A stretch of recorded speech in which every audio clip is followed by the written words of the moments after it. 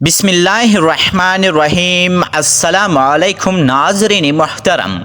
اس واقعے میں سلطان صلاح الدین ایوبی رحمۃ اللہ علیہ کی زندگی پر ایک بہت بڑا بدکاری کا داغ لگنے کے بارے میں آپ کو آگاہ کیا جائے گا۔ آدھی رات کا وقت ہو چکا تھا۔ صلاح الدین ایوبی جو کہ مستقبل کا سلطان تھا، اس پر ایک ماہرہ نامی لڑکی نے بدکاری کا الزام لگا دیا تھا۔ قاضی ابن ارسطو جو کہ صلاح الدین ایوبی کا استاد بھی تھا، وہ صبح اس مقدمے کو سننے والا تھا۔ یہ الزام ایک عام انسان پر نہیں بلکہ ایک باصلاحیت اور باکردار انسان سلطان نظام الدین ایوبی کا بیٹا صلاح الدین ایوبی رحمۃ اللہ علیہ پر ایک ماہرہ نامی لڑکی نے لگایا تھا۔ قاضی ابن ارسطو بہت پریشان تھا۔ اگر میری شاگرد پر لگایا گیا یہ الزام سچ ثابت ہو گیا تو میری ساری زندگی کی تعلیم اور دی گئی تربیت پر پانی پھر جائے گا۔ قاضی ابن ارسطو نے وضو کیا اور جائے نماز پر اللہ کی حضور سجدے میں گر گیا اور رونے لگا۔ اے میرے مالک، تیرا باکردار اور نیک بندے پر مشکل وقت آ پڑا ہے، تو اس کی اپنی غیبی مدد فرما اور اس کی عزت فرما۔ بے شک تو ہی عزت دینے والا ہے اور تو ہی ذلت دینے والا ہے۔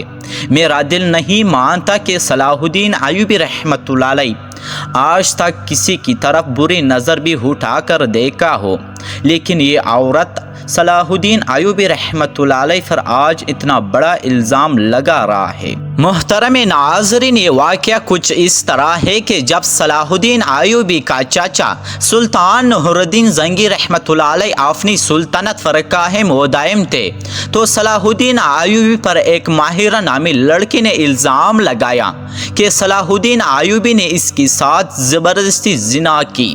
تمام لوگ حیران تھے کہ صلاح الدین ایوبی اس طرح کا کام کیسے کر سکتا ہے۔ کسی کو یقین نہیں آتا تھا۔ کوئی کچھ بات کرتا اور کوئی کچھ بات کرتا۔ اگلی صبح سلطان نور الدین زنگی رحمۃ اللہ علیہ کی عدالت میں قاضی ابن ارسطو نے یہ مقدمہ سننا تھا اور صلاح الدین ایوبی پر فرد جرم عائد ہونے کے بعد سزا سنائی جاتی تھی۔ صلاح الدین ایوبی رحمۃ اللہ علیہ ساری رات بخار میں تڑپتا رہا اور اللہ سے دعا کرتا رہا، اے میرے مالک، تو ہی میری مدد فرما، تو ہی بہتر جانتا ہے، تو ہی سب سے سچا ہے، بے شک میری مدد کرنے والا صرف تو ہی ہے۔ صبح کا وقت ہوا تو صلاح الدین ایوبی کا بخار بہت زیادہ تھا۔ صلاح الدین نے وضو کیا اور نماز کے لیے کھڑے ہو گئے۔ نماز ختم کرنے کے بعد اللہ کی حضور سجدے میں گر گیا، دعا مانگی اور کہا، اے میرے مالک، تو ہی میری عزت رکھنا۔ وہ دن ایوبی خاندان کے لیے بہت ہی عجیب دن تھا۔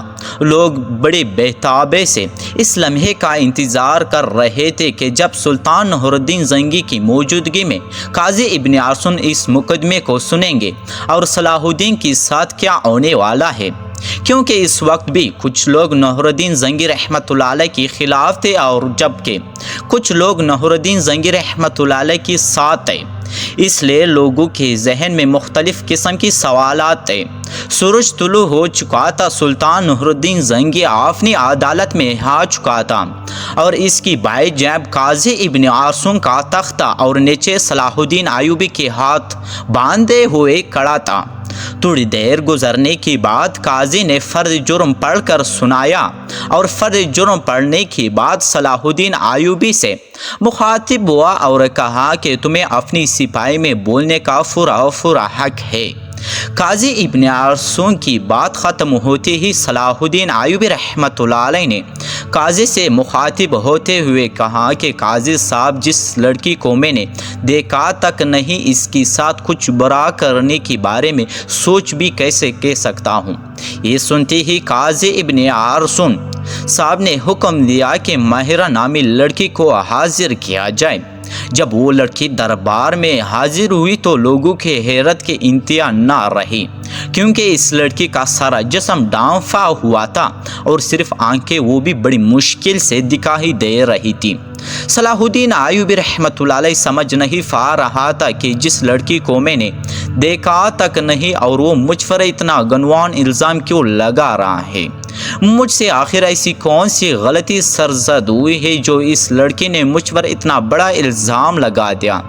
قاضی ابن ارسطو ماہرہ نامی لڑکی سے مخاطب ہوا اور پوچھا، بتاؤ صلاح الدین ایوبی نے تمہارے ساتھ کیا کیا؟ تو اس لڑکی نے کہا، میں نے اپنا بیان پہلے دے چکی ہوں، مزید ایسی باتیں کر کے میں اپنی مزید عزت خوار نہیں کروا سکتی۔ صلاح الدین ایوبی رحمۃ اللہ علیہ بخار کی وجہ سے چہرہ بہت زرد ہو رہا تھا اور ہاتھ کانپ رہے تھے، زبان پر بھی لرز طاری تھا۔ یہ دیکھ کر مجمع کو لگ رہا تھا کہ صلاح الدین ایوبی بے قصور نہیں ہے، اس میں شاید قصور ہے۔ سلطان نور الدین زنگی رحمۃ اللہ علیہ بڑے غور سے سارا منظر دیکھ رہا تھا۔ پوری دربار میں سناٹا چھایا ہوا تھا، لوگ بڑے غور سے صلاح الدین اور اس لڑکی کی باتوں کو سن رہے تھے۔ صلاح الدین ایوبی نے اس لڑکی سے کہا کہ کیا تمہیں اپنی رب سے ڈر نہیں لگتا کہ تم ایک بے قصور انسان پر اتنا بڑا الزام لگا رہی ہو؟ لوگ سمجھ رہے تھے کہ سلطان نور الدین زنگی رحمۃ اللہ علیہ کا بھتیجا ہونے کی وجہ سے صلاح الدین ایوبی اگر مجرم قرار بھی دیا گیا تو سزا سے بچ جائے گا۔ صلاح الدین ایوبی نے قاضی سے کہا کہ جب ہم کسی بھی مسئلے کا حل نہیں نکال پاتے تو ہم پھر اپنے حالہ کی طرف رجوع کرتے ہیں، اور میں بھی اس لڑکی کو کہتا ہوں کہ اگر یہ اللہ کو حاضر و ناظر جان کر اللہ کی قسم کھا کر یہ کہہ دے کہ اس کا الزام سچا ہے تو میں وہ بھی گناہ قبول کر لوں گا جو مجھ سے سرزد بھی نہیں ہوا ہے۔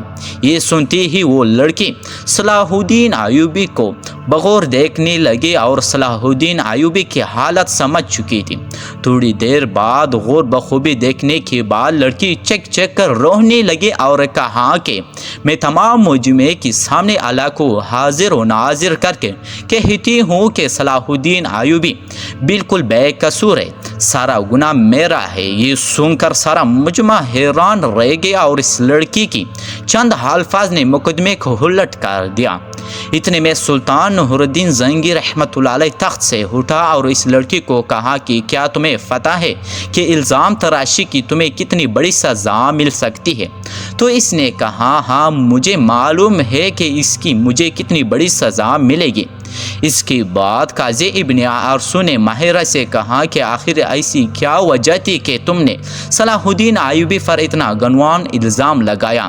تو لڑکی نے اپنی آنکھیں جھکا لی، لیکن جب سلطان نور الدین زنگی رحمۃ اللہ علیہ نے لڑکی کی طرف دیکھا تو اس نے کہا کہ ہے میری سلطان، میں جانتی ہوں کہ مجھ سے بہت بڑا گناہ ہو گیا، شاید جس کی تلافی بھی ناممکن ہو، کیونکہ جو داغ صلاح الدین ایوبی کے کردار پر وہ شاید میں چاہتی ہوئی بھی نہ مٹا سکوں، لیکن یہ سب کام کرنے کے لیے میں مجبور تھی۔ سلطان نور الدین زنگی رحمۃ اللہ علیہ نے پوچھا کہ بتاؤ تمہیں اس کام کے لیے کس نے مجبور کیا؟ تو ماہرہ نامی لڑکے نے امیر ابن مرکوم کی طرف اشارہ کرتے ہوئے کہا کہ اس عالم مرد امیر نے مجھے یہ سب کرنے کے لیے مجبور کیا۔ یہ سب سنتے ہی تمام درباری امیر ابن مرکوم کو ملامتی اور غصے کی نظروں سے دیکھنے لگے۔ امیر ابن مرکوم اپنی جگہ سے اٹھا اور بڑے دبدبے کے ساتھ کہنے لگا، یہ لڑکی جھوٹ بول رہی ہے، میں بھی صلاح الدین ایوبی کی طرح اس کو جانتا نہیں ہوں۔ لیکن سلطان نور الدین زنگی رحمۃ اللہ علیہ نے کہا کہ کل معلوم ہو جائے گا کہ کون بے گناہ ہے اور کون گنہگار ہے۔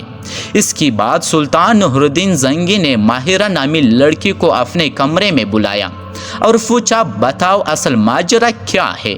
لڑکی نے کہا کہ ایک جنگ میں میرے ماں باپ مارے گئے تھے اور میں اس ظالم امیر ابن مرکوم کی ہاتھ لگ گئی تھی، جس نے مجھ پر بے انتہا ظلم کرتا تھا، بے حد تشدد کرتا تھا، اور شاہی کنیز کی جانچ کرنے کے بعد اس لڑکی کی پیٹ پر کوڑوں کی نشان بھی دکھائی دے گئی۔